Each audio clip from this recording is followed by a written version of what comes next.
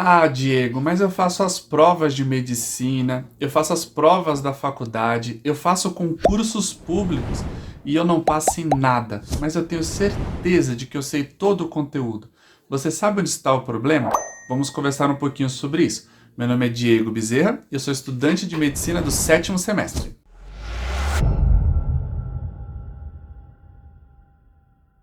Tem uma coisa muito importante quando a gente fala de alto desempenho em qualquer atividade da sua vida, que é a seguinte: por mais que você tenha todo o conhecimento necessário que vai te levar do A até o seu objetivo, que é o B, você precisa de alguma coisa intermediária aí, que é a questão da mentalidade. A nossa mentalidade é aquele propulsor, aquele ponto a mais que muitas pessoas acabam ignorando, mas que fazem total diferença na hora de atingir os nossos objetivos.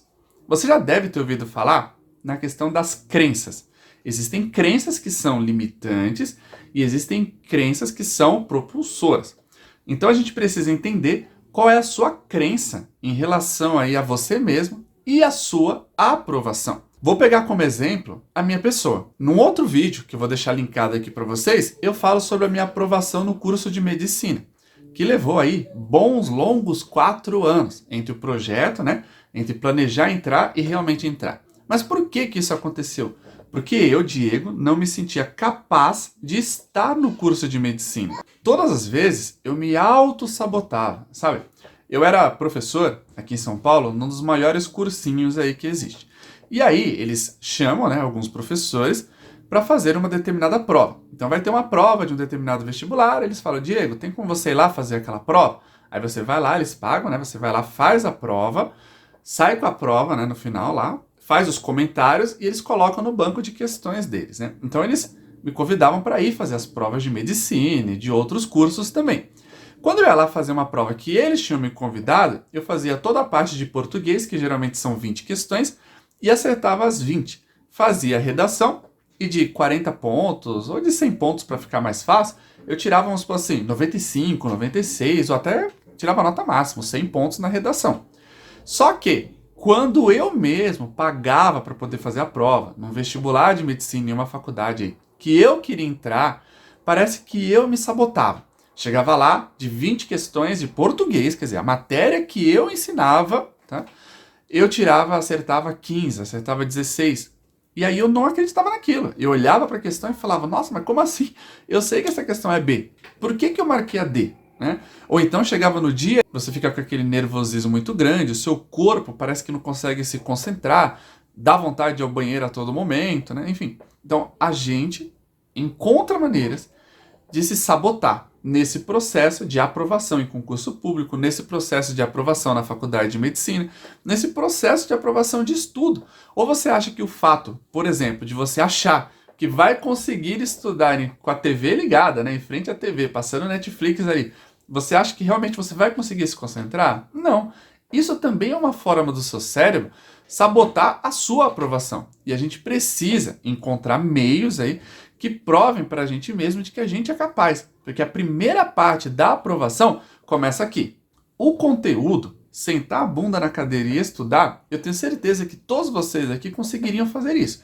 Se realmente passassem de uma outra etapa, que é acreditar que a aprovação é possível.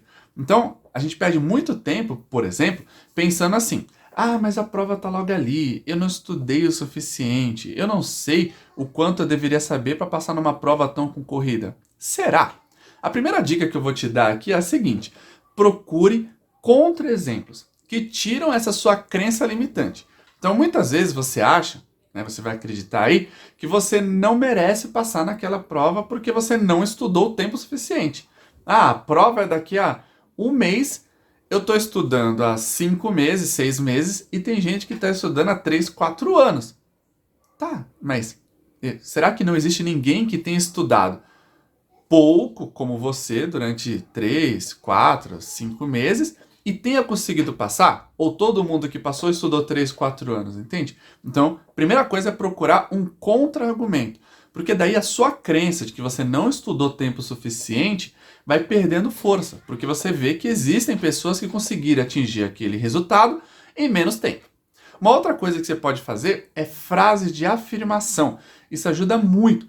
Ao invés de colocar lá no seu caderno, né, a famosa data, como a gente coloca aqui em São Paulo, né, São Paulo, dia tal, do mês tal, ano tal, comece colocando uma frase de incentivo para você mesmo. E não vai ser uma frase copiada e colada de nenhum lugar. A ideia é que você crie, e essa frase vai mudando mesmo todos os dias, sabe? Mas que você comece o caderno ali naquele dia colocando: eu sou merecedor de passar nessa prova. Eu consigo atingir todos os meus objetivos.